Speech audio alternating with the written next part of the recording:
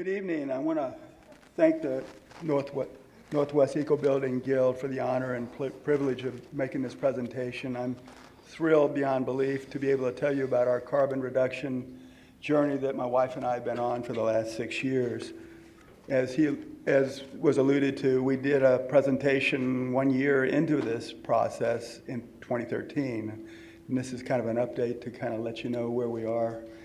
I'm a retired marine biologist, 35 years, passionate about protecting the ocean and the marine environment, and a lifelong diver. I've seen firsthand the impacts of climate change on coral reef ecosystems over 55 years of scuba diving. And the recent IPCC report says we don't have much time to act on climate change. And the reason why my wife and I went on this carbon reduction journey to begin with was we really felt an urgent need to take personal responsibility for reducing our carbon budgets. And that's launched us down on this path we've been on for 6 years. I'm also a member of Citizens Climate Lobby. We're trying to get a national carbon fee and dividend passed at the national level. And I'm also keenly interested in following up to see that I-1631 is passed next month. We really desperately need to put a price on carbon. We can't let the fossil fuel industry continue to get away with the damage they're doing. With that, the following slides will tell our story. In 2012, my wife and I downsized to a 1987 home, desperately in need of an energy reduction retrofit. We started the process with a blower door test to identify air leaks. That we then proceeded to plug the air leaks, add additional insulation. We did a number of other additional things to the house, including replacing the standard double pane windows with low E 366 argon windows, and replaced 4 skylights with the same types of windows. We added ceiling fans, LED lighting to the whole house, updated all our appliances to Energy Star appliances, and then replaced all the existing toilets with dual flush toilets to conserve water. The net impact of all those energy reduction efforts, we were able, the last annual energy bill we got for our electricity for our all-electric house was $180 for the whole year.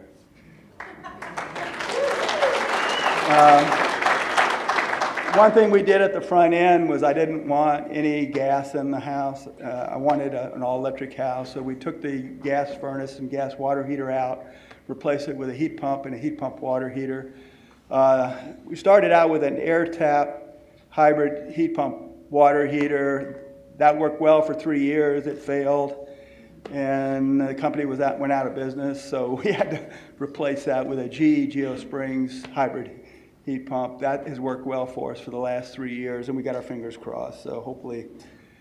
The next thing we did, we added a 13.2 kilowatt solar system, PV system, iTech panels, and APS Blue Frog microinverters. We went with microinverters because we have shading issues on the northwest corner of our house from a beautiful blue spruce, and we have to give up some solar production to keep those trees intact. But the microinverters help us out because the only shaded impacts occur on the one panel or 2 panels, and not the whole string of panels if you have panels in series. So we replaced 2 internal combustion engine cars with 2 electric vehicles. In 2014, my wife and I did an 8,000-mile trip in our Model S all the way to New York City to march in the People's Climate March, and then went down and visited some friends in Florida and then back. It feels good, driving a car that uses electrons off your roof rather than combusting fossil fuel driven cars. We also added a 4,590 gallon cistern system to capture and reuse the rainwater off our roof. And we use that for our we have the multiple vegetable gardens, and we use that water for that, and also to water our outdoor plants. So we've been able to effect a very large net reduction using the cistern water only for our vegetable gardens and our outdoor plants over the last 3 years. After a 3-year wait, I finally was able to get 2 Tesla Powerwall batteries installed in our garage, and I've been absolutely blown away by the batteries and how well they integrate with our solar system to make us pretty much a microgrid. Since we've installed the batteries in June, we've been pretty much operating in self-powered mode. We've been operating pretty much as a 100% self-powered. We haven't been drawing any energy from the grid, and we've been exporting a lot of excess energy back to the grid from our solar system. This kind of gives you a little, the graph on the lower left there shows you this one, okay. Shows you how the how the batteries work. At night, your batteries kick in to provide the electricity. The next morning, your batteries continue until the sun kicks in.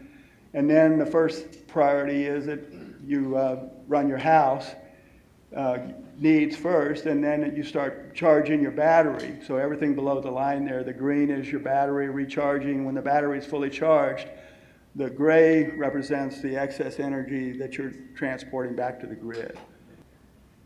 And as you can see, we're 100% self-powered. That's just an indicator that that's how well it's been working. In 2016, I was approached by the International Living Future Institute and asked me if I was interested in becoming certified as a net zero energy building. I heard about the Bullitt Center, and I was really excited to go through the process. So we were certified as being a net zero energy building. And over the last 6 years, we've been net positive. We've been averaging about 180% per year over to run our house and charge our electric cars. So we're exporting about 80% back to the grid. We're averaging about 5.8 megawatts of solar transported back to the grid, and over the last 6 years, we've exported 35 megawatts of energy back to the grid over what we've used for our house. So it's been a pretty positive thing. And net metering checks that we get every year have helped pay off the cost of our solar system, and those checks are helpful. And we'll be getting them for another couple more years.